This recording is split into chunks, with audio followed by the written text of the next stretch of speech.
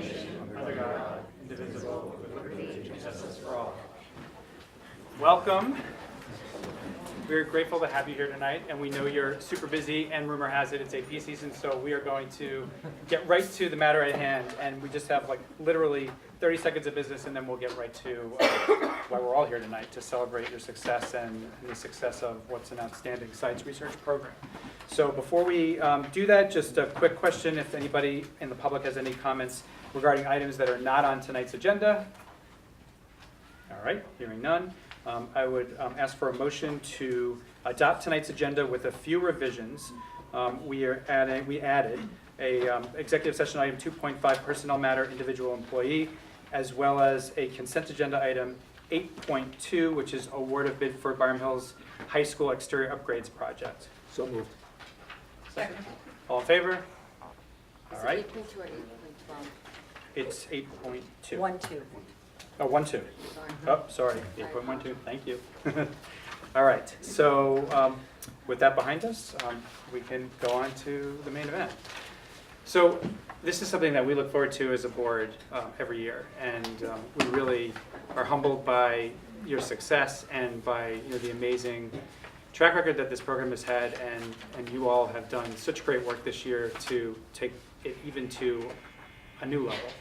And I think back on my school experience, and it's actually my 25th year reunion from college this month. My reunion's coming up, and when I look back on the experience, senior year I wrote a thesis, and it was definitely the most memorable experience I had in college from an academic perspective. Hopefully I don't say from an overall perspective, but at least from an academic perspective.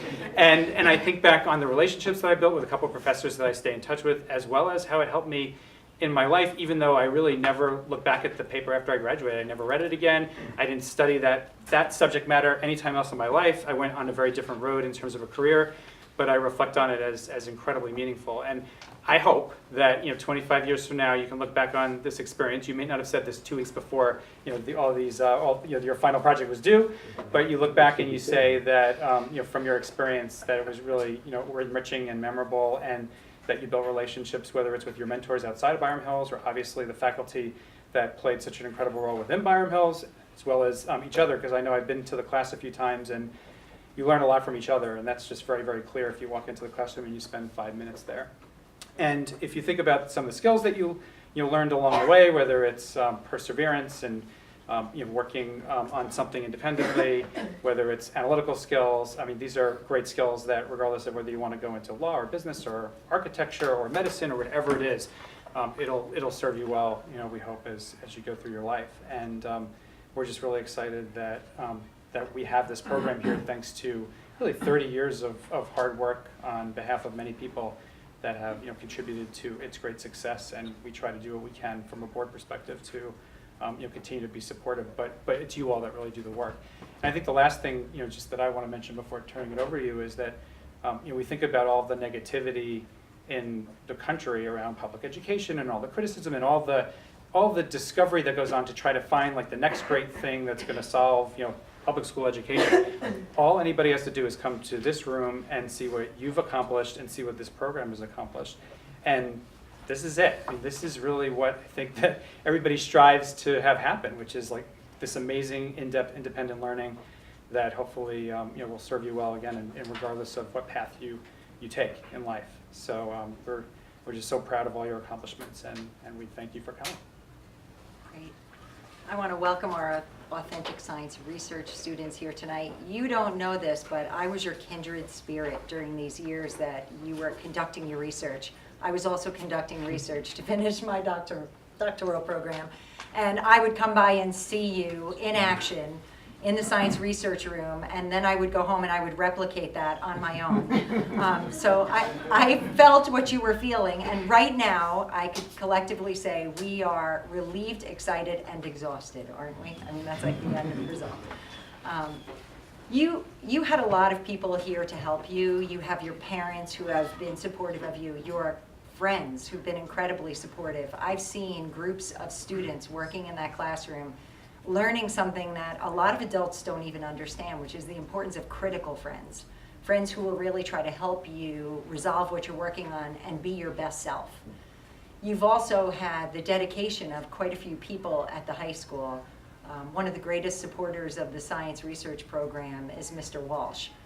He is up to speed about what everybody's working on in science research, and to the school district, he's an advocate for the science research students. You've had a department led by Deb Kay, trying to really support that science research program in any way that she can.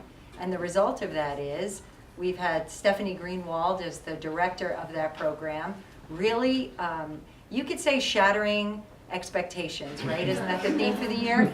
I think she did that first. She shattered expectations by really looking outside of what was the norm of what was happening in science research, and where else can these kids go?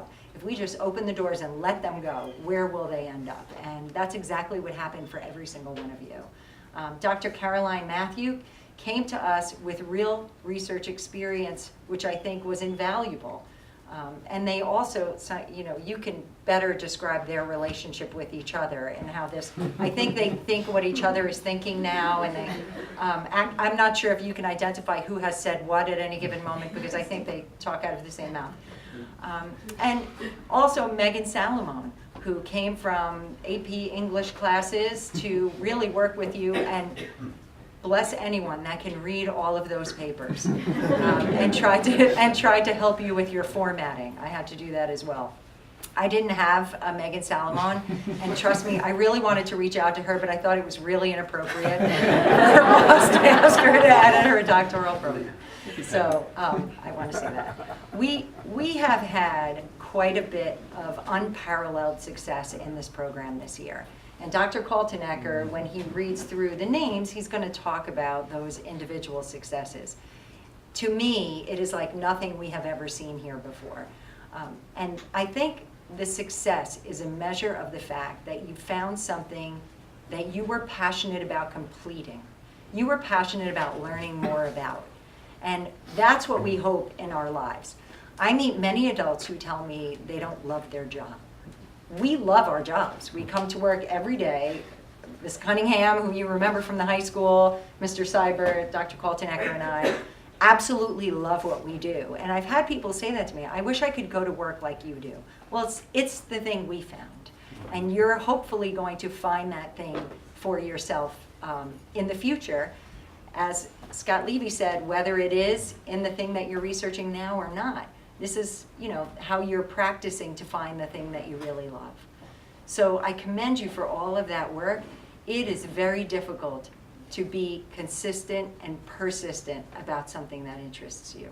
So I applaud you, and I know what we gave up to have that accomplishment.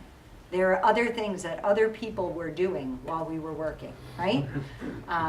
But if you're like me, you're glad you spent the time during that work, and it is something you will never forget.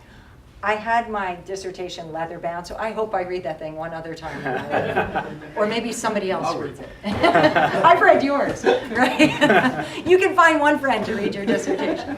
But anyway, my appreciation for your work, my appreciation for making Byram Hills proud of you as a community. We look at you and we marvel. These are our children. And this gives value to everyone in this community, whether it's your parents or your neighbors. Well, So thank you. 30 years ago, I was around when this was debated. I remember the discussion clearly about whether or not Byram Hills should get into an independent and an authentic science research program, and there were a lot of people who thought we shouldn't. There were a lot of people who thought it would take away from other programs at the school. A lot of people thought that students needed to be supervised more closely. Some people thought students should not be going elsewhere to do their work. And at the end of a very substantive discussion, the board voted 4-3 by one vote to institute this program. And when I think of all the lives that have been changed by that one vote difference, it is truly remarkable. We have students who've gone on to do incredible things with their lives. And I can only hope that each of you will be one of them, and you look back at your days at Byram Hills, and as you get older, you'll still have a memory, and you'll think about the programs you did, the work you did, but most importantly, how you learned to learn, and how you learned to research, just the wonderful program that was made available to you, that was supported to you by your parents and by your friends. And as you tip your hats on the way out the door from Byram Hills in a couple months, just, you may look back with some fondness about what you did here. Because I know we look back with a great amount of pride. Every year we have wonderful students come here, and it's hard to say from one year to the next whether one class was better than the next, but we all know that this class in particular made us very, very proud. So you're to be congratulated, and for my personal best wishes to each of you, I wish you a very, very long, happy life in academia, and then on to your life wherever it takes you. But just remember what was offered to you here, and do your best wherever you wind up to see that it's offered to the students who live in your communities. Because this is what public education is for, and this is why we fight so hard for it. So congratulations. Okay, so we're going to honor each of you individually. Tim, before we do that, can we allow people to come in and sit in the front row? And then Mr. Walsh, who's 5 been seats up patiently there. listening out in the hallway, Great, sure. can come in. Yes. Come on in. We have plenty of seats up here. If you're in the front Mr. row, we Walsh. ask you questions. Way to go, Mr. Walsh. Sit in that front row. So let me be a teacher again for a moment and tell the students what's going to happen. So I'm going to call your name, tell some honors about you. We'll ask you to come up where the podium is and tell us the title of your study. And look into the camera when you do so everyone can hear that. Then we're going to ask you to come around and you will get a certificate from the board president. And then you'll come over around here and I'm going to ask you to stand here and we'll form a big line around here. Okay? I'm going to be a teacher for one last second. As we know, it's really important that the community understands your work, and the community that's watching on TV understands your work. So rather than speak your title, which a lot of people will absolutely not understand, tell us about your work. 2 to 3 sentences tops, but tell us about your work so that the public out there knows what you study.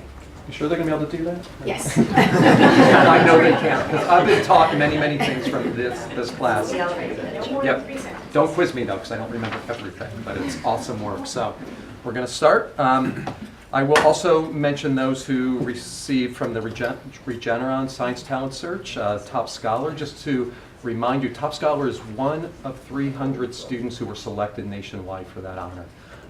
So I will mention those students as well. So we'll start with Samantha Abrazesi, who was a Regeneron Top Scholar and also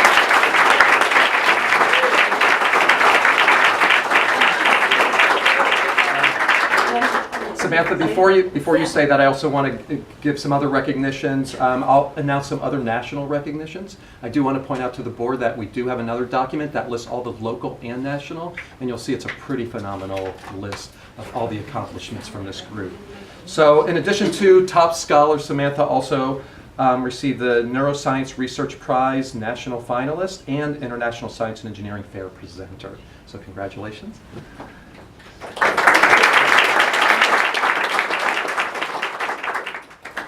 Hi, my name is Samantha Abrazesi, and I studied Huntington's disease, more specifically the development of Huntington's disease neurons.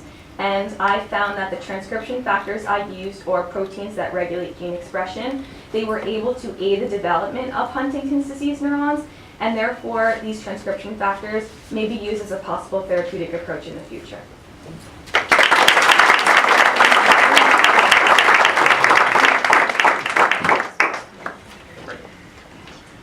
And Ellen Amico.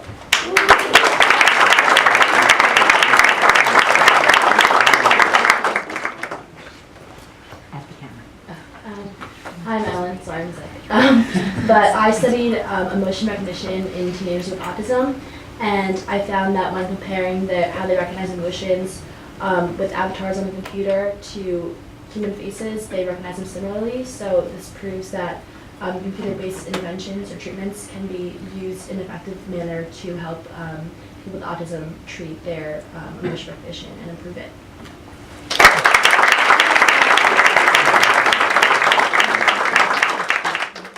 And Julia Barnett.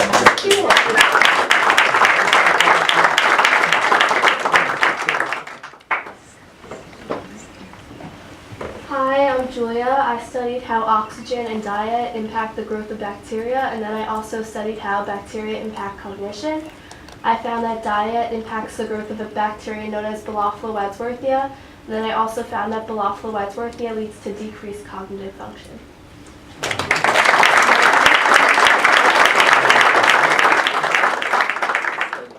And Amina Chase.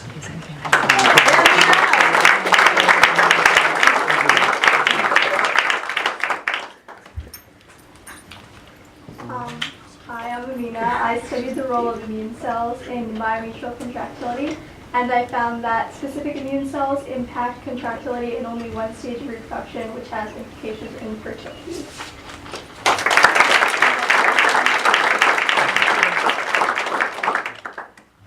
And the next student was a Regeneron top scholar and also published in Cell Systems Journal, Alan Chang.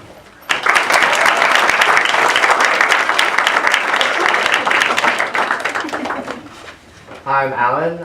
I use machine learning computing algorithms to study how cancer defeats the immune system within a tumor, and I found specific ways in which mutating a certain gene allows cancer to progress.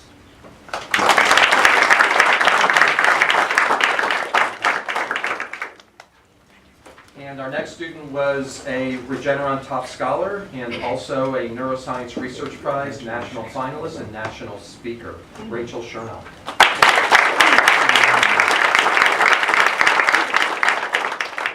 Hi, my name is Rachel, and I studied ischemic preconditioning, which is a possible preventive treatment for the damage that follows stroke. I looked at the immune response that occurs with ischemic preconditioning, more specifically microglia and the source of microglia.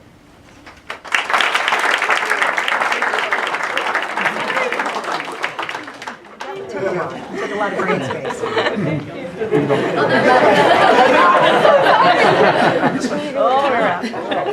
You've already gotten distinctions, don't worry. You can do whatever you wanted. Great. And our next student is a Regeneron top scholar, Alessandra Colella.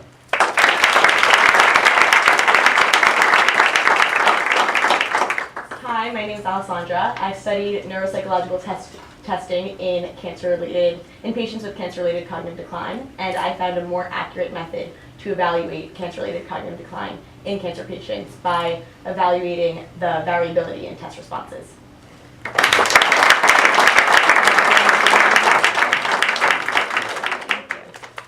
And Elizabeth DeGeorgis.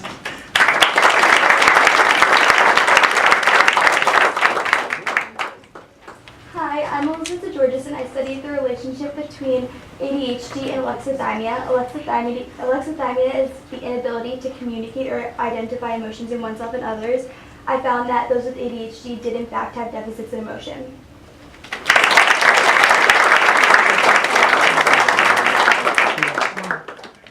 And Nicole Feldman.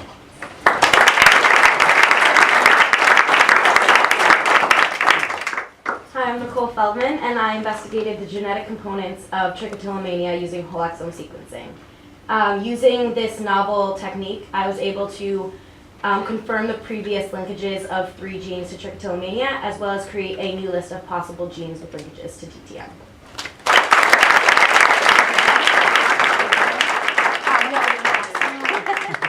Thank you so much.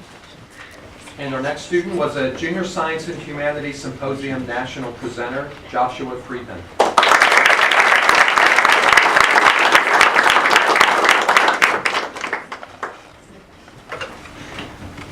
Hi, my name is Josh Friedman, and my study focused on how we can use antibodies to target small molecules to make them more beneficial for imaging and treating cancer. And I found that attaching the antibody to the small molecules improved their accuracy in binding with tumors.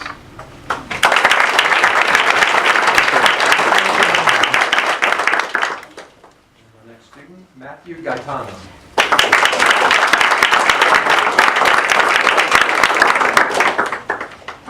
Hi, I'm Matthew, and I studied robots, and more specifically their ability to convey emotion. I found that when humans looked at these robotic faces, they were unable to determine the emotion that was present on the robotic face.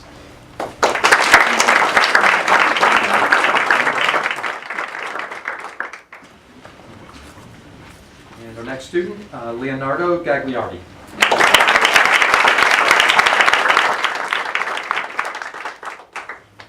Hi, my name is Lou Gagliardi, and I created a novel device using 3D printing to improve the ability of those with cerebral palsy to self-feed.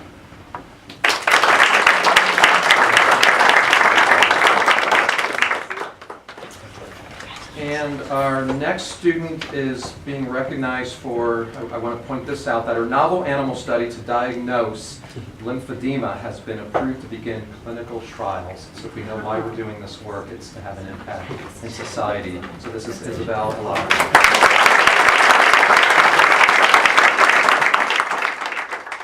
Hi, I'm Isabel Ilan, and I study lymphedema, which is a chronic disorder characterized by tissue swelling as a result of lymphatic obstruction. And I developed a novel method to quantify lymphatic obstruction in order to aid in lymphedema diagnosis utilizing fluorescent dyes and a plate reader.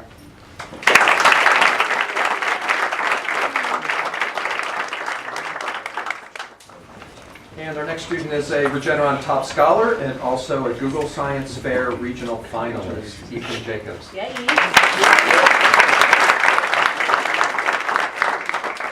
Hi, my name is Ethan. I studied a new detection of DNA in river water called environmental DNA, and with my mentor I developed a new method called the GoFish nested PCR, which allows for quick detection, where I found the detection of river otter and other non-marine mammal DNA in multiple rivers in the Northeast.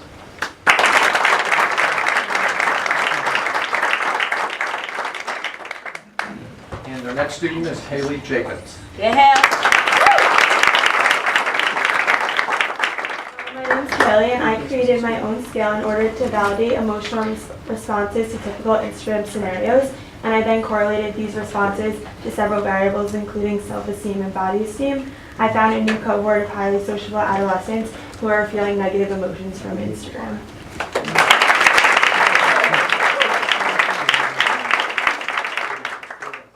Our next student, Elise Cannon.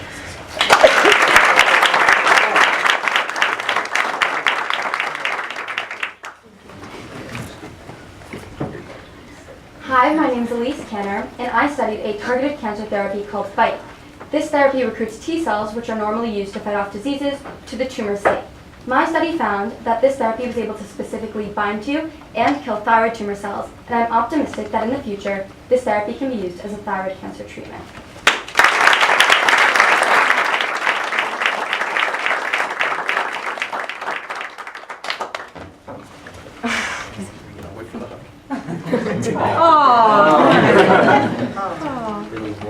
And our next student is Elise Karaziki.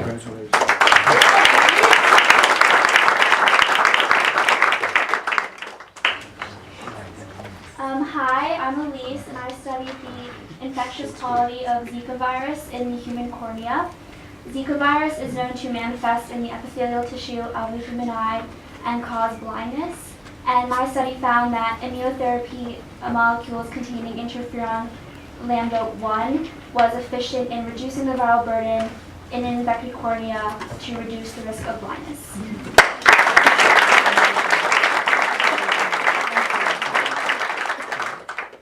Our next student is also recognized for the Junior Science and Humanities Symposium National Poster Presenter and International Science and Engineering Fair Presenter, Renner Oaken.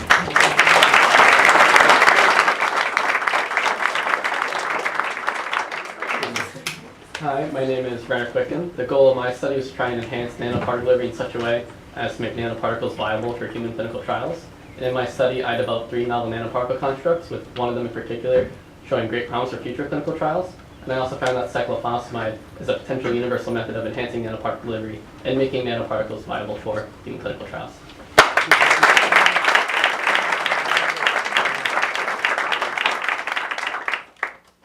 And our next student was recognized in, let me get this right, STEManities National Finalist. Is that right? It's Catherine Levin.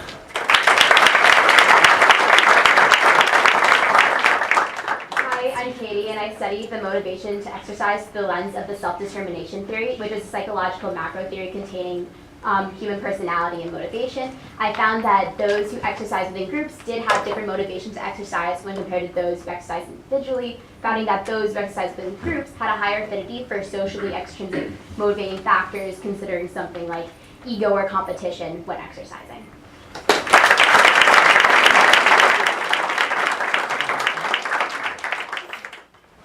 next student is Emma Lucchino.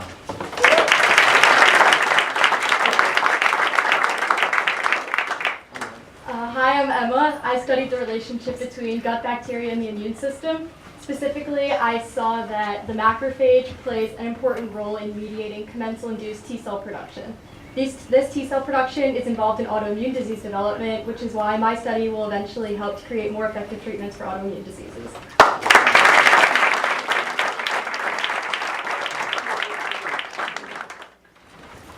And Pietro Perez.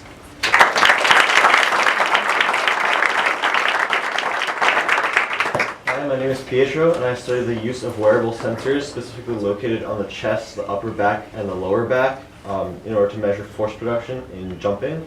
And I found that a combination of all three sensors provided the most accurate representation of athletic performance.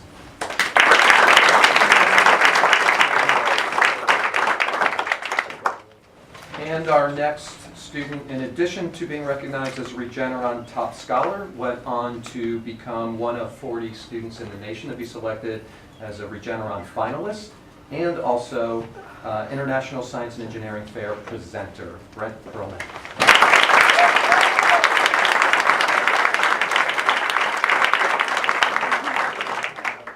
Hi, my name is Brent, and I was able to induce photosynthesis in human cells by manipulating a pre-existing relationship between the human cells and isolated chloroplasts, which are the photosynthesis conducting components of plant cells. My research currently has applications in the treatment of heart attack, stroke, cancer, and the expedition of wound healing, in the production of low-cost drugs like insulin, human growth hormone, in vivo, or in a person's body in real time, and even in the creation of the first tissue-engineered organs like a heart in a lab.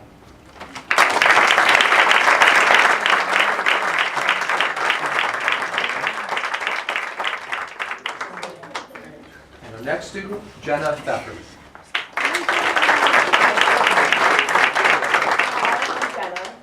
I studied adolescent romantic relationships, specifically the breakups in adolescents in the initiation phase, and I compared these breakups to adolescents in the affiliative phase, and I found healthy patterns of development in adolescents to decrease abusive relationships.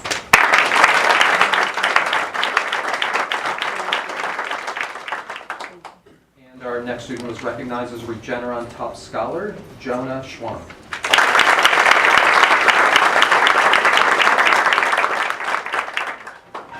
Hi, I'm Jonah. So what I looked at was Duchenne's muscular dystrophy, which is just a gene mutation that causes muscle decay, which means in theory we could use gene editing to correct Duchenne's. So what I did in my study is I developed, or I guess I'm still developing, a gene therapy to do just that, correct Duchenne's, by actually targeting muscle stem cells to regenerate muscle damage. And the therapy I developed is moving on to mouse clinical trials this year.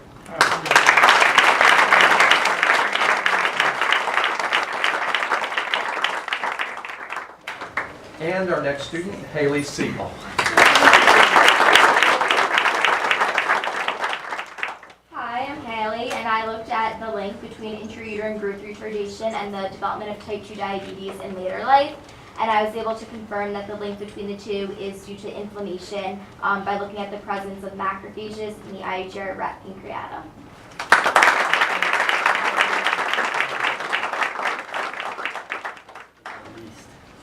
And we have Tyler Weinstein. Hi,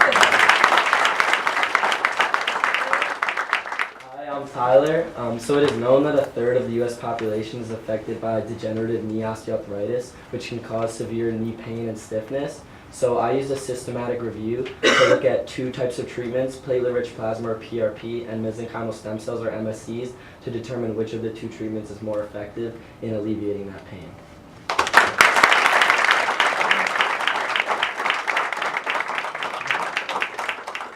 And while our final student could not be here, let me recognize him first for his recognition by the American Astronomical Society. He was a poster presenter, an accepted publication in Publications of the Astronomy Society of the Pacific. It's Moses Singh.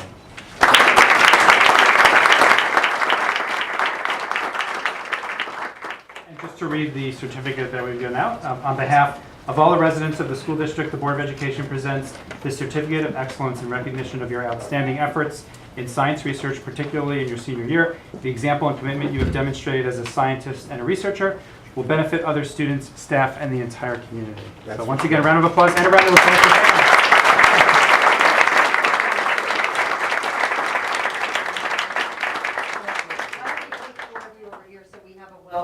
The least we can do is have an even picture. After all of that.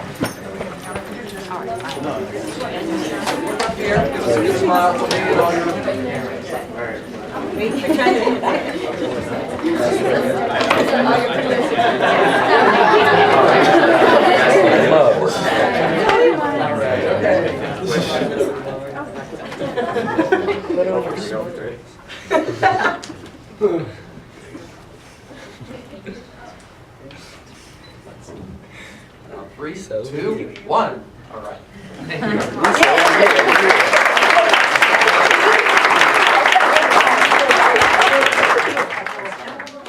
Just one last thing, I would be remiss to not talk about it, which is that our budget vote's coming up soon on May 21st, right? 21st? Right. And if you're 18. Yep, you can vote. 6:30 to 9 p.m. at HC Crittenden. Please come out and vote, and we wish you a good night, unless you'd like to stay for the rest of the meeting, but we'll take a couple-minute break first. Thank you, parents. You don't ever worry about it. So we actually should go back to consent agenda. Can I get a motion to approve the consent agenda for personnel item 6, item 7, special services, and 8, business? Second.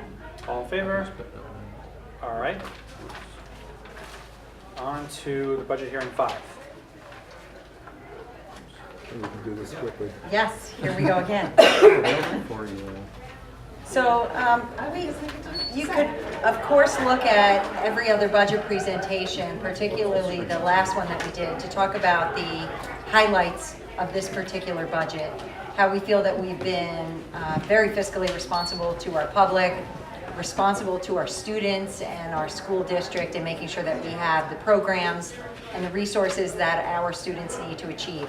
Tonight we had a very special moment where we had the authentic science research students who were recognized here, and it's exactly this budget that supports that work. Recalling that it is a 0.03% of our budget-to-budget increase that supports our programs and our facilities, and tonight was a good example of that. And I will turn it over to Kelly.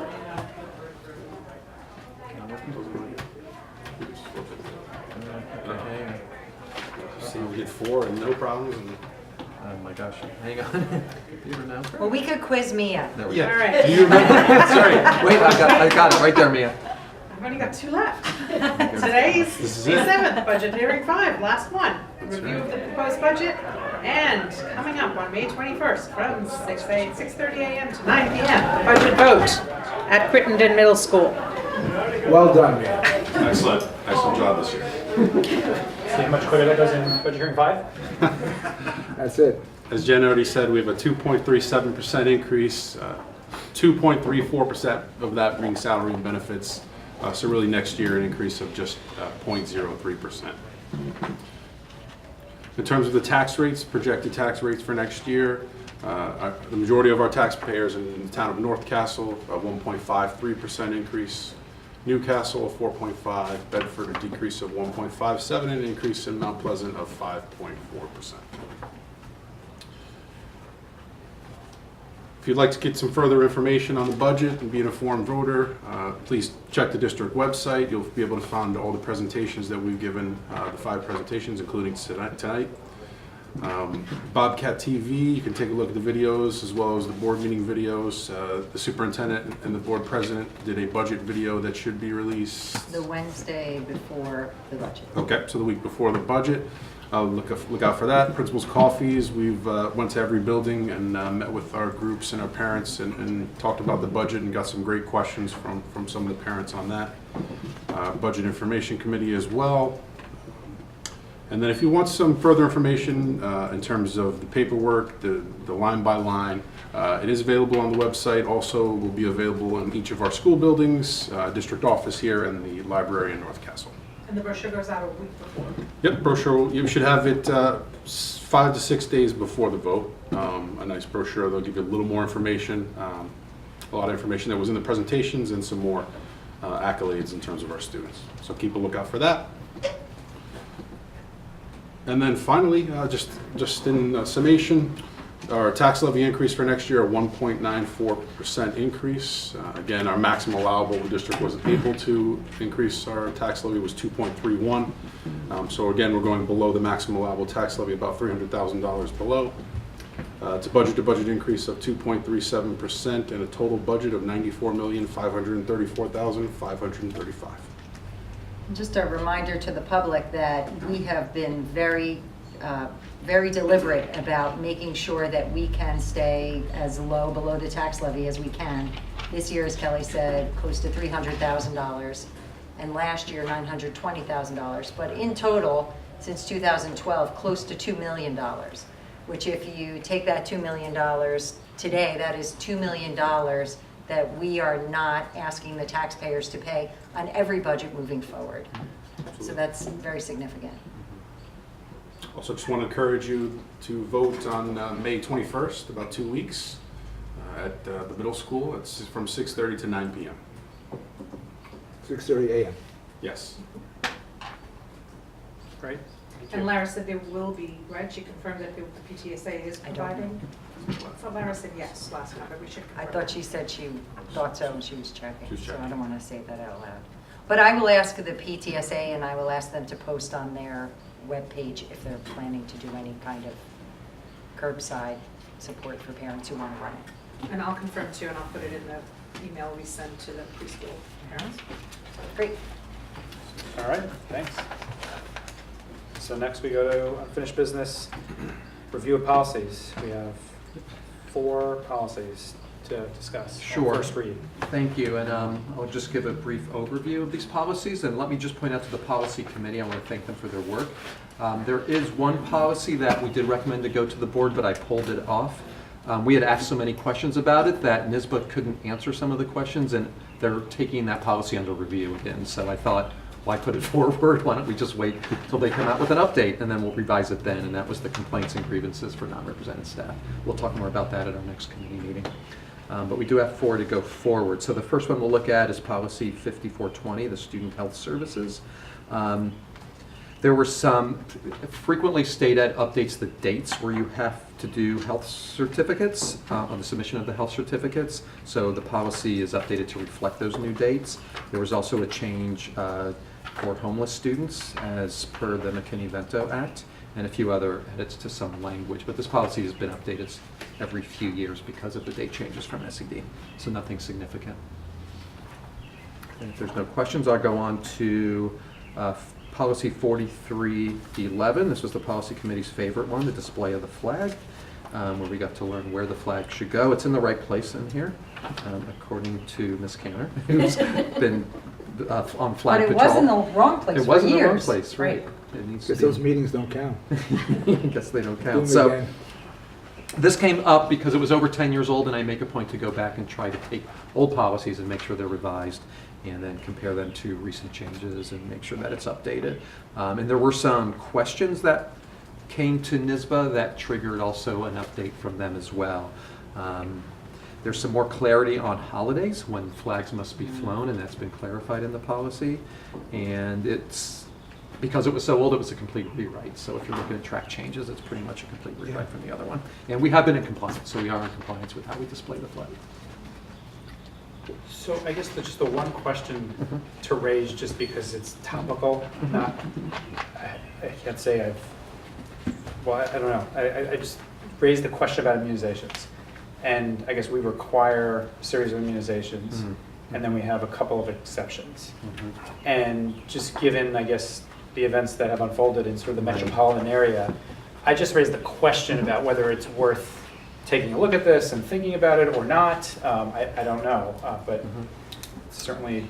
Yeah, we did discuss that in the policy committee meeting about that piece, and I think this policy, it's pretty clear in here. I'd have to find it. I think we where were it talks about that. compliant is what we decided. We did, it was yeah. a big concern of the members of the Right. committee, and we were compliant because you can opt out with a medical note, Right. or you can opt out for religious reasons, and the school district is aware of the children who have opted out and are obviously watching carefully to make sure there are no sniffles or. We allow opt-out for religious reasons? That's. How many children opt out for religious reasons? I can't say. Because you don't know, or because No, you're it's a not low, permitted? very low percentage. No, we know. I mean, I think there are less than a handful of kids in the whole district. Okay. It's troubling. It's upsetting and troubling, but under the law, we the law. are not allowed to exclude them from coming to school.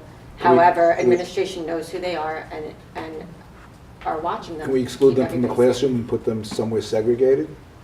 You can, I don't know. I really don't know what the rules are here, but No.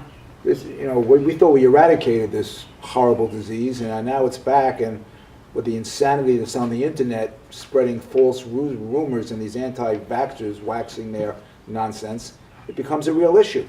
I think for us as a school, it's a personal family choice, and as long as it's aligned with the law, we have to permit these students to come to school. I guess so. don't have an opinion about it. I just follow the law. As you have to. Yeah. That's it. And just to protect our children, when there were issues in Rockland County and they were forbidding unvaccinated students to enter into buildings, we were very aware of field trips that were coming up and sporting events. Although they said that the children could participate in sports because they were outside, if our children went to Rockland County, they would need access to a bathroom.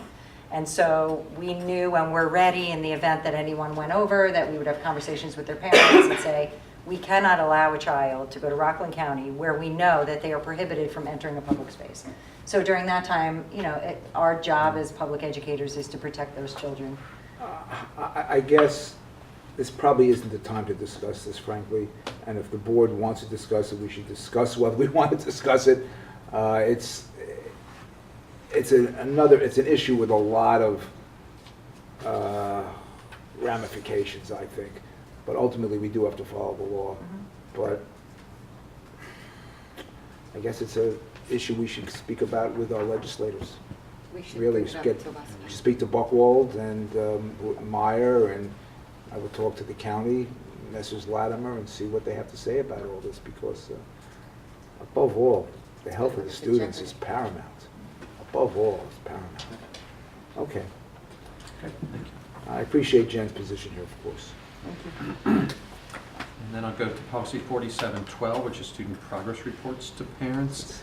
This was over 10 years old, and it needed some revision as per the start of a parent portal and report cards being available or grades being available to parents continuously. We wanted to make sure the language of this was flexible enough for that type of ongoing review and reporting to parents. So there were some, we also changed at the elementary level the number of report cards and the timing of parent conferences. So we actually do communicate with parents formally 4 times a year, as well as encouraging more communication with families regarding student progress. So this policy recognizes that we have different ways that we communicate now, but making sure that we do have formal structures put in place for that. And that's what some of the revisions are about in this policy. And then policy 4710, again, over 10 years old. And this came up by the state because the comptroller's office wanted to make sure that grading systems were tightened and that there was oversight so that there isn't any type of changing of grades, and that when the portal's open for grades to be entered, that it's closed at a particular point and only limited people have access to open it or to change grades. So that came from feedback from the comptroller's office. So we tightened up this language, clarified it, and I've checked with the principals and with Dr. Taylor and his staff to make sure that those who have access to it, it's on a basis that we're aware of, so we know and can monitor any changing of grades, and that there's a sound process in place. And just under the final exam, like sentences, it just talks about students with evidence of a valid and compelling excuse will be allowed to make up an exam, which obviously makes sense. And it says, example, medical emergency. I mean, it's broad enough because it's saying example medical emergency, but I'm assuming like somebody's sick, if somebody's legitimately sick, it may not be a quote-unquote emergency, but they still would get permission, presumably through the right channels to Right. reschedule, is it? Yeah. And things come up and, we have to also be Like flexible. a hospitalization is a medical emergency, Yeah. even if it's a child with a chronic condition. Right. So. Going to a concert the night before probably doesn't qualify. No, that would not qualify.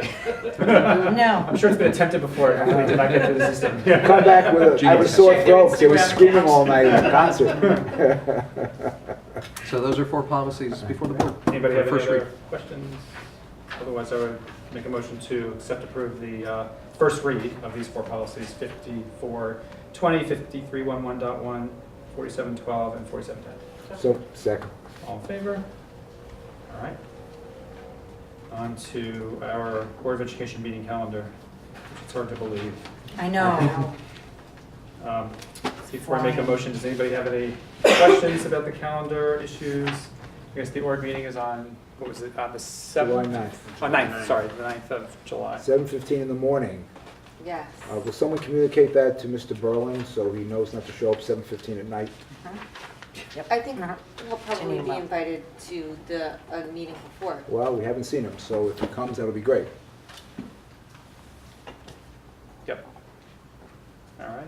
So I would ask for a motion to accept the Board of Education 1920 meeting calendar. So moved. Second. All in favor? All right, motion carries. And then acceptance of the Byram Hills Education Foundation Fall 2018 grant.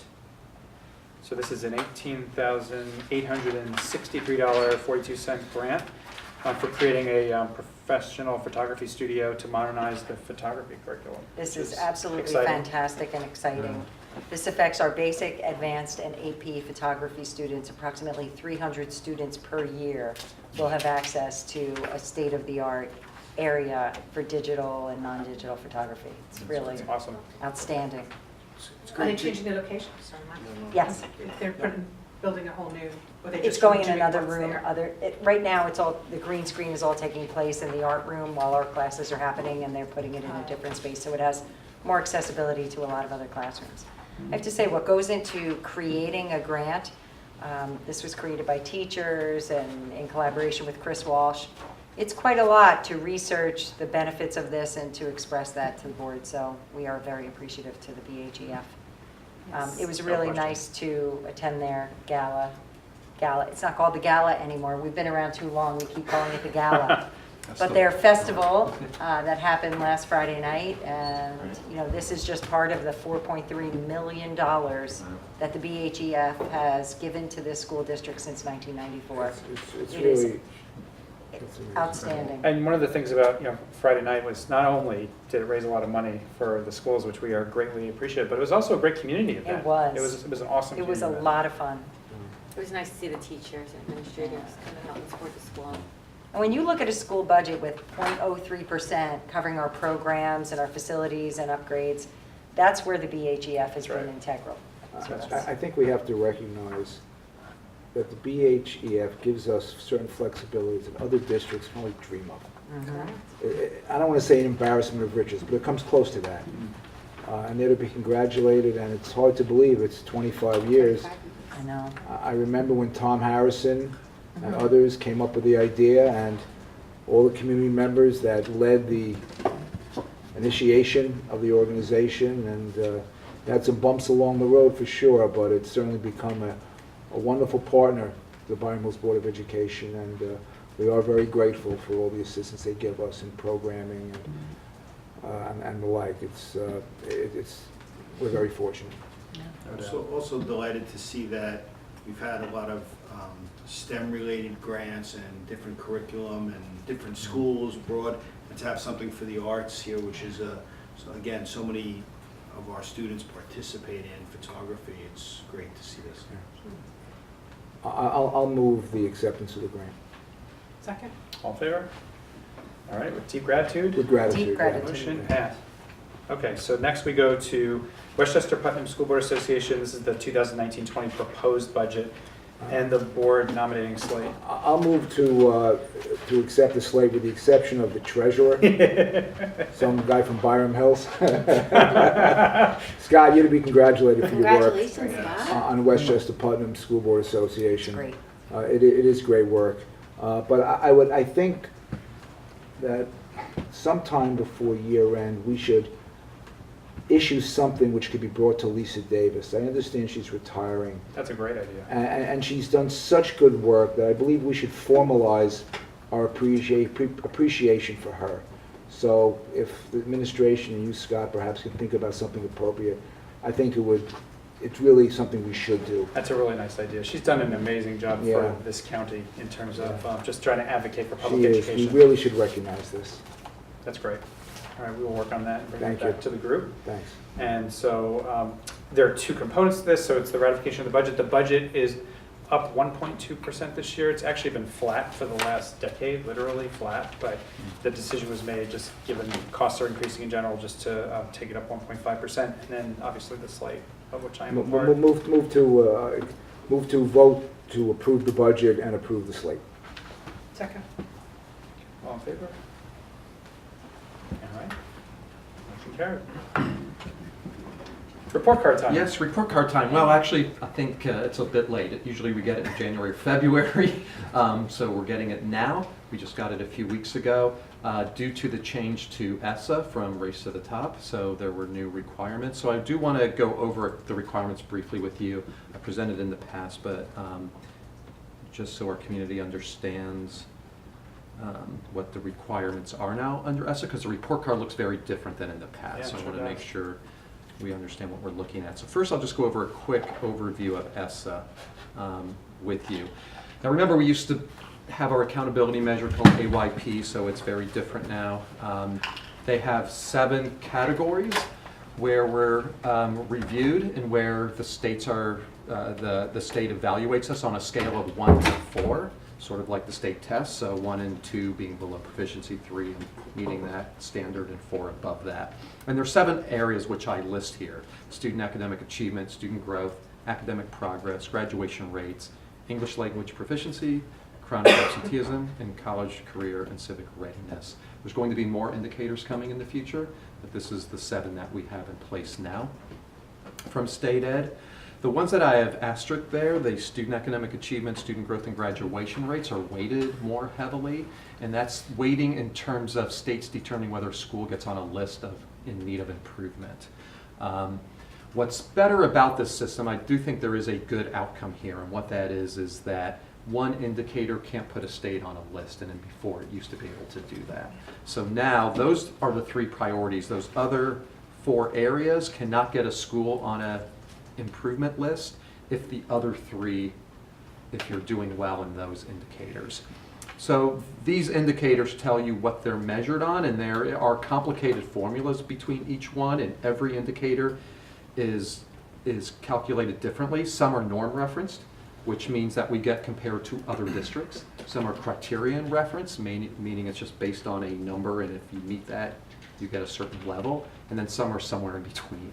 I have a 155-page slide PowerPoint here that the Deputy Commissioner has trained people on, and I went to 2 training sessions, and if you have a question, I can look through here and try to recall some of it, but some of the formulas are complicated. I could go over that with you. I do understand them to some degree.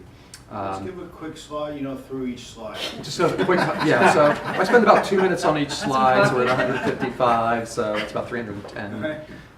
Okay. So I went from maniacal focus on 2 data points, like change in math and reading scores, or Yes. to now like this super voluminous, super complex. It is, and it did become really complicated, and at first I was taken aback by that. I thought this is really complicated, but at the same time, I do think there is some sense in the state that we have to do a system that is more complex than just single numbers like of course. math, science, and that's it.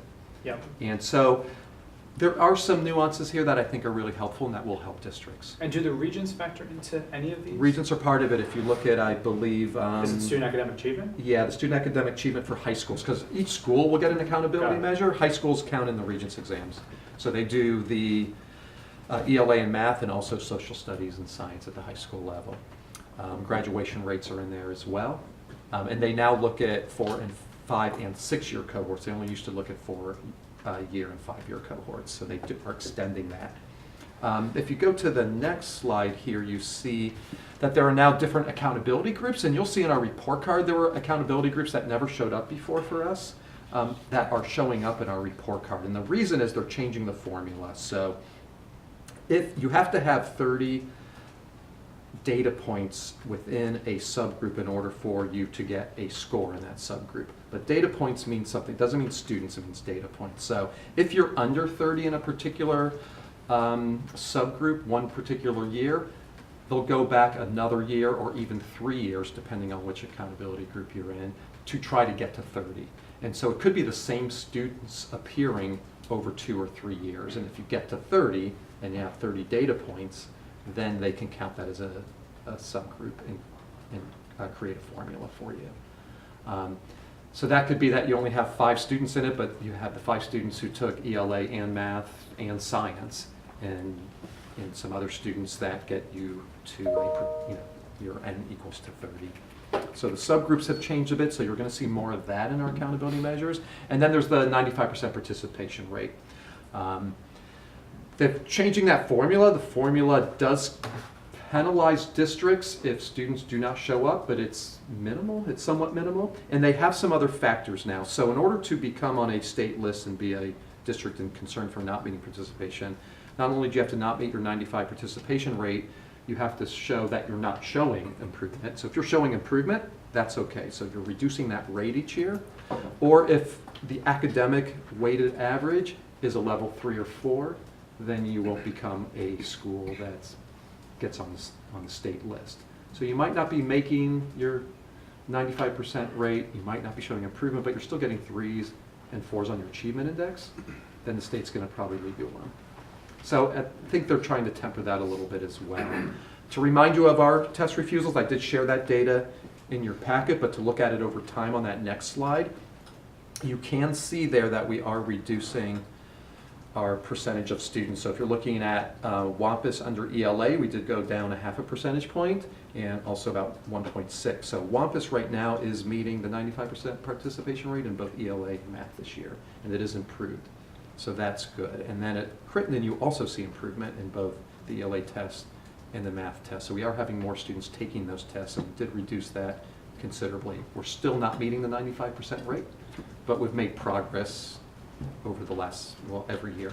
So that will keep us off the radar, and we're showing improvement.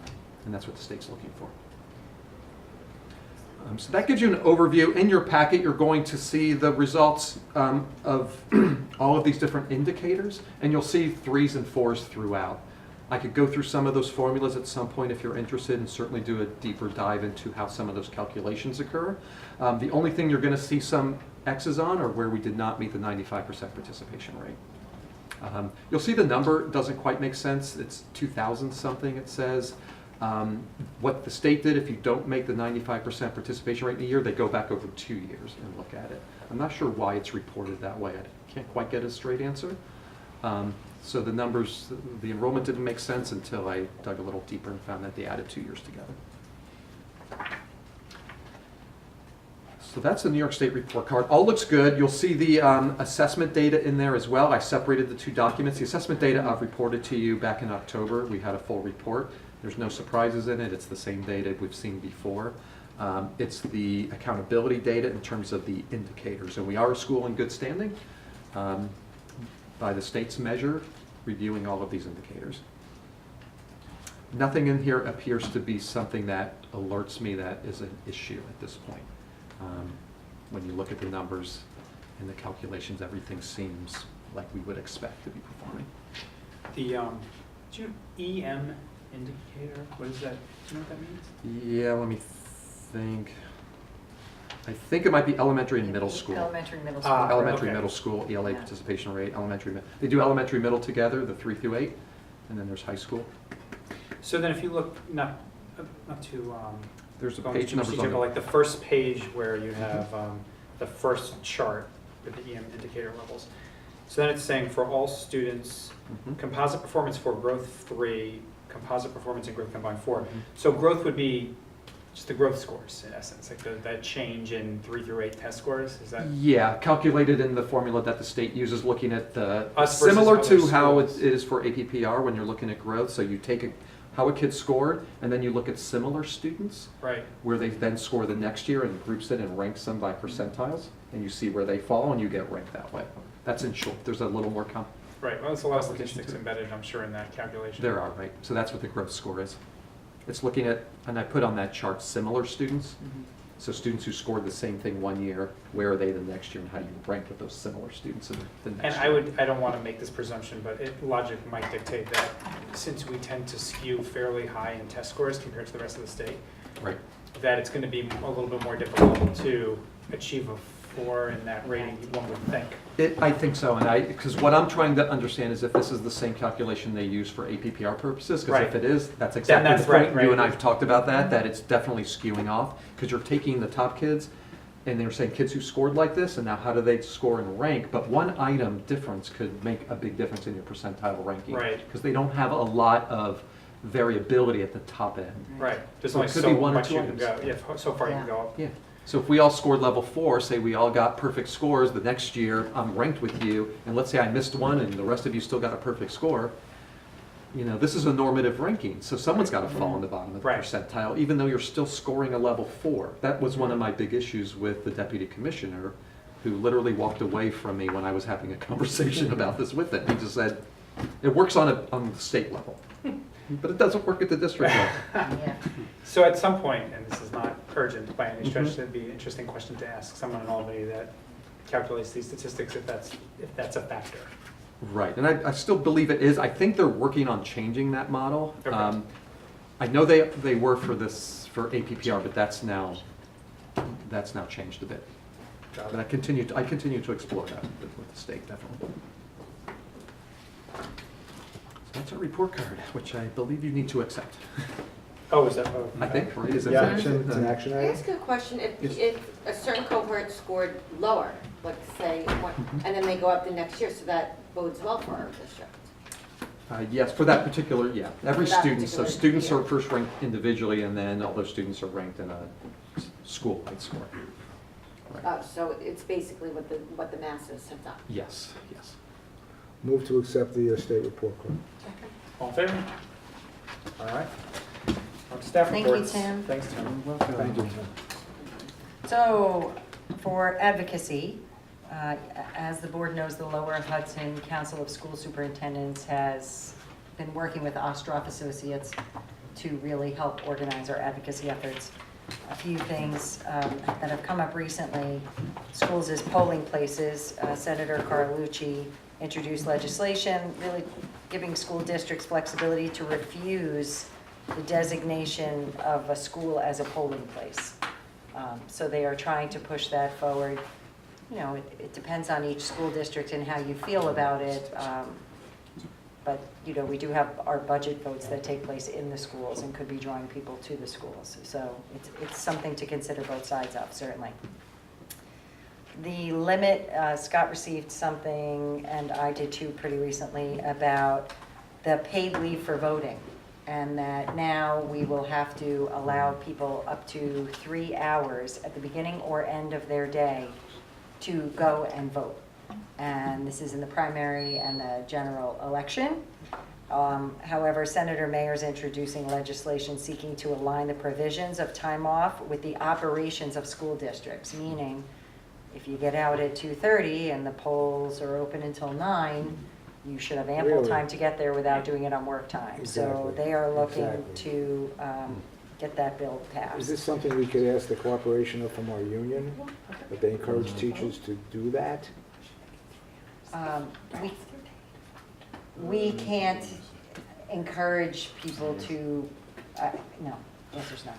If they have the right to do that, I can't discourage them from doing that. Although we've had many conversations, we have a very professional staff and well-educated staff Yeah. that I'm sure sees plenty of time after their work hours to get to their polling Nothing place. prevents them from doing write-in ballots either, Right. right?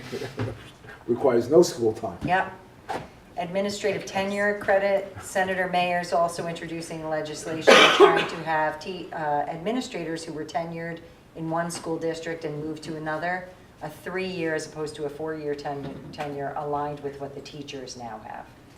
Remember, teachers, if they're not tenured anywhere else, it's 4 years. If they are, it's 3. Administrators never got moved in that direction, so they're seeking that. And then we, most recently, they were looking at the New York Senate and Assembly that passed the legislation to authorize the county tax, and the legislation being sent to the governor. We have really been watching that. That is money that can potentially come to public schools for Byram Hills to the tune over potentially $250,000 next year with the tax. So that's what we wait on for that. Lower Hudson Council of School Superintendents also wrote a letter to the State Education Department describing our issues regarding the unfunded mandates of personal identification protection, information protection. Essentially, what the school superintendents are saying is that every single protection that they're asking for is necessary, but it is very difficult for us as school districts to make sure that that happens. So the implementation phase is being thrown out rather quickly. For example, we would all really benefit from third-party vendors being vetted by the state if the state is having a requirement about the safety of that. Like if there was one warehouse or BOCES per district that would be vetting these different vendors, then we could all sort of go off of a cooperative vendor list, so to speak, so that the schools are not spending all of the time vetting those third-party vendors and making sure they're in compliance. We think it makes sense for vendor contracts to be approved by New York State Ed. You know, there should be, although there are only, I think, 2 people working there right now, so that might be a little bit difficult. I just worry about and a cost of a data protection officer. I mean, these are costs to districts that are difficult. I guess my concern about having the central pool of vendors to choose from is it leaves a lot of room for corruption. Well, not a list to choose from, but a list of they have been vetted, meaning their practices are compliant with what New York State is saying we need for personally identifiable information security. Okay. Right? So if they're giving the criteria of what it takes to have a vendor be a secure vendor for a school district, why aren't they checking them? Or some group, like maybe we can get BOCES to check them. Because that level of due diligence around that Requires a professional. Yeah, Yeah. it is. And if I know that this one was vetted by another district, why can't I use that necessarily? Or why can't somebody else do that? So that's it from the advocacy front. I was very happy to have our students here from Science Research. Last week I was invited by Margaret Kunzio to go to Westchester County where she recognized our students. And I have to say, Margaret Kunzio was a former Byram Hills student. She spoke of this program, and her accolades for this school district were really incredible. The children were really touched to be there, and they felt that there was a personal connection. These were the Regeneron semifinalists and the finalists. So it was just a really wonderful afternoon. Parents were invited as well. I want to extend our thanks to her as an alumni and also as our voice in government. And One of our voices. One of our voices. And we, although for our district, Google Science Fair regional finalist, while we didn't elaborate too much on it here, I think it's really important to note that Ethan Jacobs was selected as one of the 34 regional finalists throughout America for the Google Science Fair. Awesome. Now, when we had all of these science research students here before, to pick out, every individual, they all had so many different contributions. It was difficult, and I'm sorry we didn't say it then, but it's important to know. Really, in America. And this list just shows even the local, That Canada regional was okay also. things. It's huge. Really amazing. And last, the Scholastic Achievement Dinner which is held by the superintendent's group, and scholarships are given. We have 2 students from Byram Hills who will be attending this year with Dr. Kaltenecker. I will be walking at my graduation or something. I think Chris that's what has it awards is. night that night. Chris has He awards usually night. attends. So congratulations to Alan Chang and Emma Lucino. They will be recognized by the Superintendent's Association. And there are scholarships given that night, so we Yes. will see if they walk away with scholarships. That often takes place at Lake Isle. Where is it this year? No, it's been, well, the last 2 years it's been at Tarrytown. Oh, Tarrytown, very Yeah. nice. Yeah. Oh, it's the Doubletree, whatever Yeah, it is. yeah, it's a nice. Yeah. Really wonderful. I think that's all the incredible student information. That's all for tonight, just a few renowned in America accolades. Yeah, really. The region. It's America, all of America. Yeah. Yep, and that's it for me. All right. Sure, so I want to talk about the data dashboard tonight and give you a brief overview of where we are with it. We're just scratching the surface, but I want tonight to sort of show you some of the possibilities, and we'll talk about what this could possibly do in one aspect of it, and I'm sure I'll have many more dashboard updates over the course of the next year or so as we start to understand its capabilities. But I think there's some real potential to it. So first, why do we have a dashboard? I think the reasons are it gives us a sense to look at visually ways to represent student performance over time, and it allows us to evaluate our curriculum and our instructional practices as well as monitoring student progress. So a dashboard can help us have all this information in one place so that we can make decisions about how we're teaching students. Some key elements that were important to us when we chose a dashboard was that it was a flexible system, that it met our needs, that it was simple to use, and that it was able to be customized so that we didn't only have access to, say, local data, or state data, but we could bring in local data and even our own assessment data, and it does allow for that. And then the benefits of it is that it's good visual representation, allows us to ask questions about the data. And I think you'll see that when I give you a brief demonstration of it. But first I want to show you two things. So far we do have a lot of data. It takes a long time to bring data in and make sure that it's clean. And our database manager has been working behind the scenes with Alpine, which is the company, to import the data. So this is some state data and some local data that we have in here now. And then also, I know you have concerns about who has access, and we want to be really cautious of who has access to student data, who can look at this. So I've created this hierarchical chart. And we have not rolled this out to everybody yet. We're still managing it from the district level. And with Dr. Taylor, we'll, at our data team meetings, we demonstrate it. We have them play a little bit with the tool, but we haven't yet rolled this out to faculty. So we're using it at the administrative level with principals and members of the data team right now. But what we'll do is at district office, we'll have access to all the student data, which would be me, Jen, and Gina as needed. And then the principals would have access to the data of their teachers, and thus the teachers with their students. As per this chart, if I'm a classroom teacher, I can only drill down to my students. I can see some statewide results and see some general results, but when I go to look at the student level, I'm only going to see my students. And the principal, we may have to look at ways the principal may see longitudinal data. So how does Peggy see data not only in her building, but be able to have access to K-5? And that's something we have to work out in the system, but we're monitoring that, and this is going to sort of guide us initially. And then let me give you a view. This is just a clip of it. Let me go into my actual dashboard, which is here, and play around. So when I would log in, I would see this, and I click literally on this thing called dashboard. And there's some other elements that we haven't quite unpacked yet together, and we'll be learning those. But I'm going to click on dashboard. And what you can do is I can set up my own dashboard.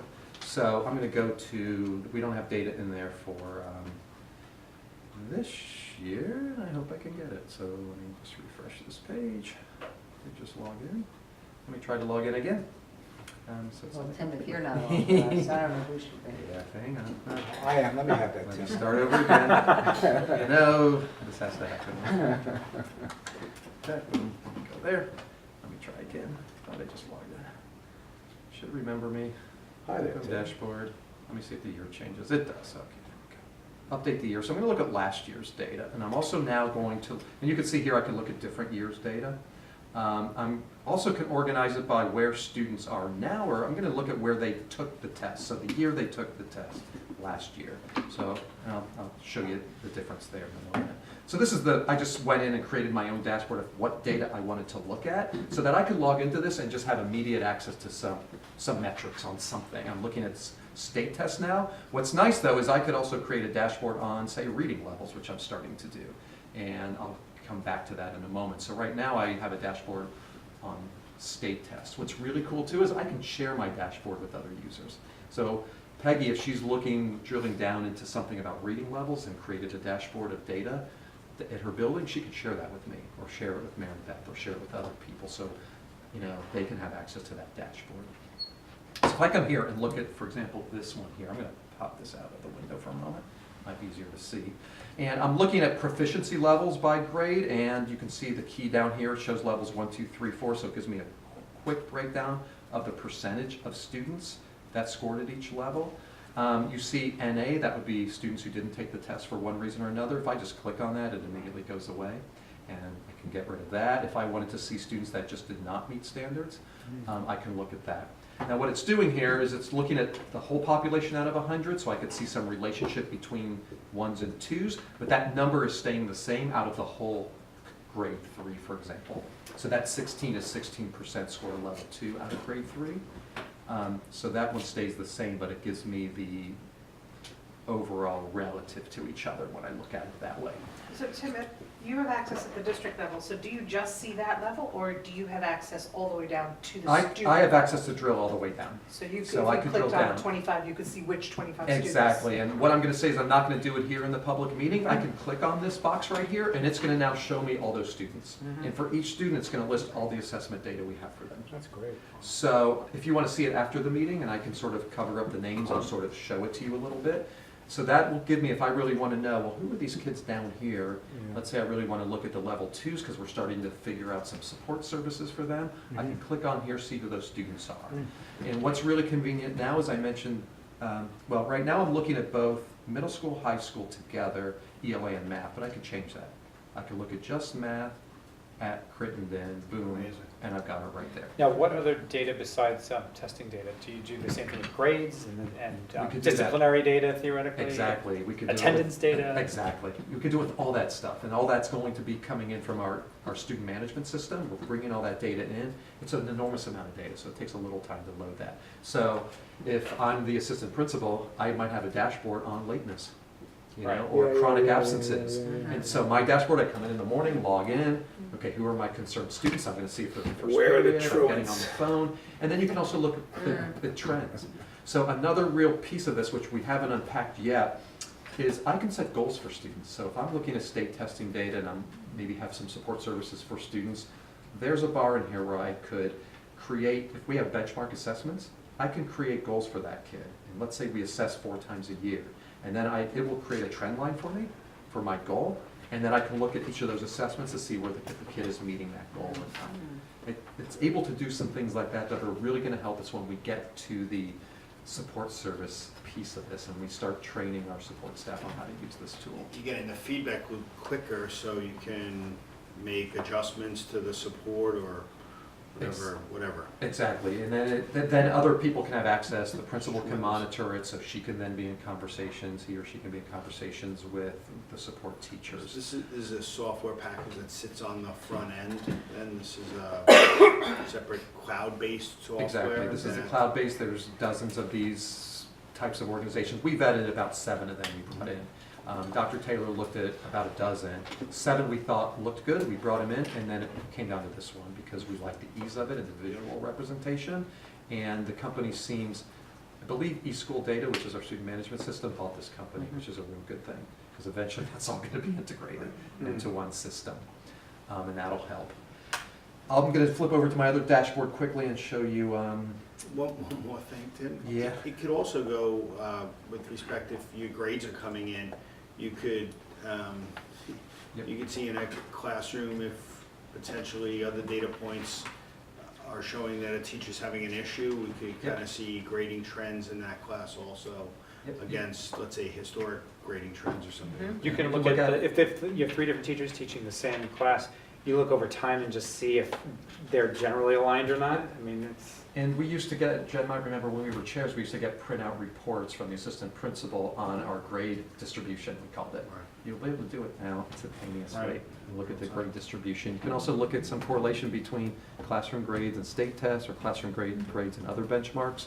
Let me show you one other thing which I think like this data, and we've only got part of it in the system. This one here is some assessment data from our reading program at the elementary level. So we assess students 3 times a year. So this is showing, for example, right here you see grade 3, and it shows the fall, winter, and spring achievement. Then it shows grade 4, fall, this isn't a cohort, so this is in 1 year, fall, winter, spring, and you can see student performance level. Now what's great about it is I could go and look at just a particular season. So you do see a dip in the fall, which tends to be what the research says is that there's a summer dip in readings, but where do they come at the end of the year? And you can certainly go in and look at, say, just spring to see where kids are exiting at the end of each year and see what their achievement level is on the reading assessment. This will be great also to see, looking at the new math program. Exactly, You right. can look at how kids were doing, let's say a 10-year span, how they were doing before and with this program. And That's you're really great. easy to choose which data you're looking at. If Yeah. I want to look at one grade and compare that, you can go back years and compare multiple years. It's really flexible, really simple to use. It's all about having the right data in there and then teaching the tools to be able to create the graphs that you want. That's good stuff. So I feel we're just really hitting the surface of it, but we're starting to understand it, and next year we're going to try to really put some element in this in use in every building. And then over time, we'll just keep exploring our own understanding of it and deepen it. Historically, you'd have to create a spreadsheet or something like that, or take the reports and then upload. I don't know how we were even evaluating some of that data in the past. Well, it's hard to do any kind of progress monitoring. I could tell you one thing, paper way. you know what we're doing? So we start a spreadsheet on students with support services, and it has some of this data in it. It doesn't have everything, but it does have their state test scores. It has support services in it, some of the reading data. And we start a spreadsheet when they're in kindergarten, and then it goes to the next grade. So by the time they get up to, say, the middle school, you have a student name, and then the spreadsheet is this long. We literally print out pieces of paper and tape them together and send it over. That's what we're doing. So we have our secretarial staff sitting there in the summers taping the spreadsheets for students and sending it up to the middle school and photocopying it. And you really That's what can't we're doing. dissect that information like you did even right now. No, because then you're sitting on it, you just don't. This is such a better tool. What I like about it, there used to be a software package that some people will remember me talking about. I bet Jen remembers and a few others, called Tinkerplots. Yep. It was put out by... It was your favorite. It was my favorite. I can't remember the company that put it out, but it was, you could bring data in, and it was similar to this, where you could just click on buttons and it would change the data immediately. So you could sit here and ask questions. We like a system that a team of teachers could sit around and say, well, what if we looked at this, and how does that correlate to this? And you could just, with a few clicks of the button, start exploring, wonderings about student achievement. And that leads to some findings that you might not otherwise notice. A quick example is looking back to our state test. Down here I have one by gender. So looking at this one, it's like, well, how do our kids perform by gender? Let's say we're just looking at the students who refuse the state test by gender. And I'm looking here at 20 versus 16%. And then you can change it, and it's maybe better if you're looking at it as an overall percentage. Again, you can click right away. And what if you change it by, say, just look at the middle school, and seeing more students, females versus male, seem to have refused or not taken the test. Well, what does that look like by ELA versus math? ELA 17 to 13%. Versus math, is there any different? I haven't asked myself this, I don't know the answer. So I'm not a good lawyer, because I should know the answer, right, Ira? But 35 to 29%, so it seems like big more difference. females not taking than males. Is that the same over Difference there between the two tests. How about WAMPUS? Oh, WAMPUS, it's a little different, it's even there. So so that can just have a told lot me of fun as with that, students Tim. get older, Really? more females, maybe at the middle school, are not taking the state test than at the low elementaries. Why is that? So now let's explore it, and maybe let's go and survey stuff. students, or have a discussion, or do a focus group or something. So it gets you to sort of unpack something. Now, I better write that down so that I can, because I didn't explore that before until this moment. But you have the ease of doing that with the dashboard. And that's what's really exciting. Tim, I have to reiterate something I've said about you before. Anyone else would have adopted a dashboard, and it would have been out in the buildings, ineffectively used, with people not having the time to understand it, to process the questions. Right. What Tim will start to do now is he'll start grabbing his principals as partners and a bunch of us Data together to team, start data looking at this, and then there will be smaller cohorts of teachers that will be involved in this. I just appreciate that you take your time and you're There's really only deliberate one about Tim this. Kaltenecker. Yes. It is about He's the ours. implementation. Really? It's not about, I get it done, check it off the Right. list. It's an ongoing You are so process. thoughtful about this Yeah, stuff. this is It's great. fabulous. Well, you have to be if you want it used in the. That's Well, right. then That's you how guys it's have you run. roll it out to the teachers. You've got champions in the buildings Yep. that they can ask questions. They're not all running to you. And it's, you know, it'll have a better chance of success. Yeah, we have a long time to ask ourselves, how is this going to benefit a teacher? What does a teacher need? And what might they want to look at with this? Yeah. What would excite them about learning this information for progress monitoring? Yeah, and we get excited by this information because we know it's helping kids. And it's like, oh, I just realized that. Now we can go drill down to the kid level. And that's what I'm not doing now, is clicking on this and really looking down at the student level in the data. And then you can look at the same student year after year after year and seeing how they perform. Tells us more about state data than the regular State. reports we receive. It Really? really does. How much data does a teacher have access to? Or is there restricted?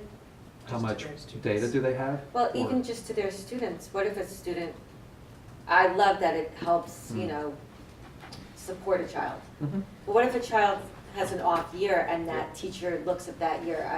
My only concern is that it affects perception Creating of the some, child. yeah, some judgment. So that's questions I used to have as a math chair with my teachers all the time, because you can still have that access. There is two schools of thought on the extremes. One is, I want to know nothing about the kids coming into my class till I form my own opinion. And then there's the one who tell me everything about them so I know when they enter my class on day one. I think there's some in between. I think as long as we're not saying, if that's how you've been performing in the past, you're always going to perform that way. Yeah.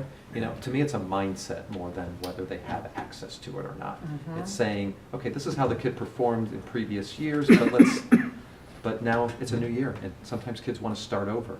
And in a small district like Byram Hills, when kids have been together for year after year, it's sometimes hard to start over.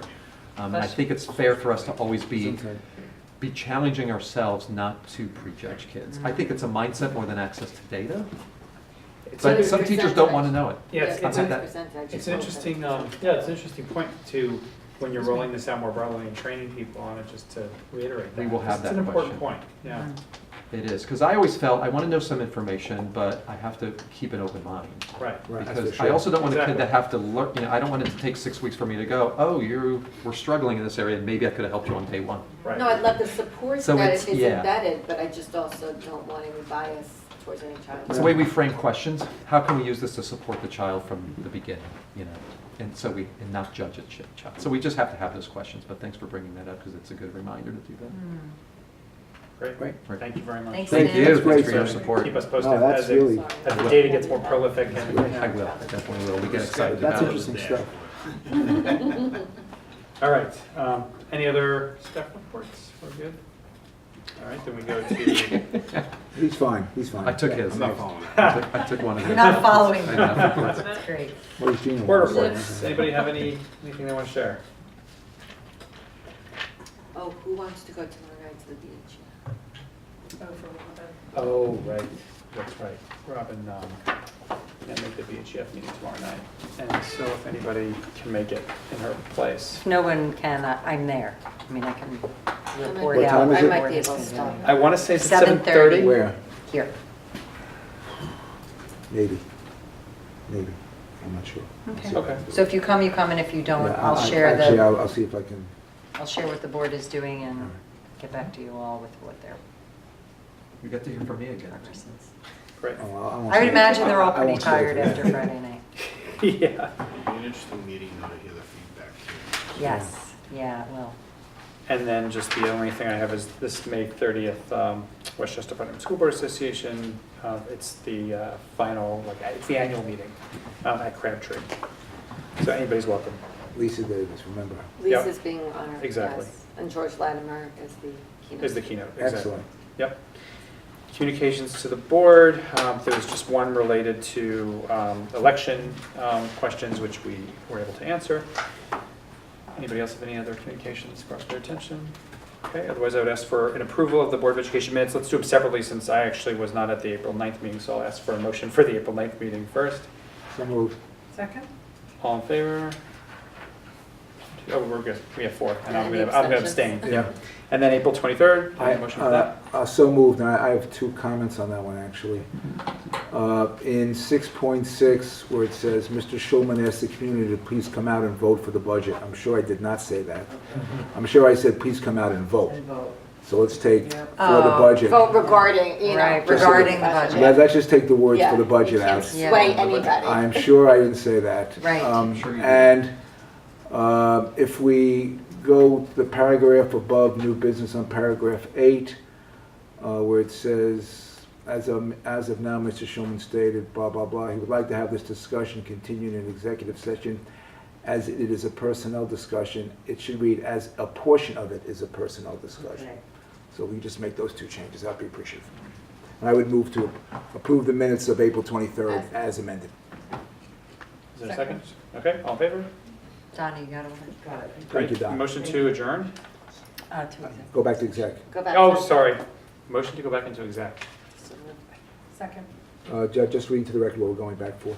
We are going back to discuss item, we're at 2.2, right? 2.2 individual employee, 2.3 Board of Education matters, board officers, 2.4 Board of Education matters, self-evaluation, and then 2.5 personnel matter, individual employee. So moved. Second. Second. Okay, all in favor? All right. Good night. Donna will,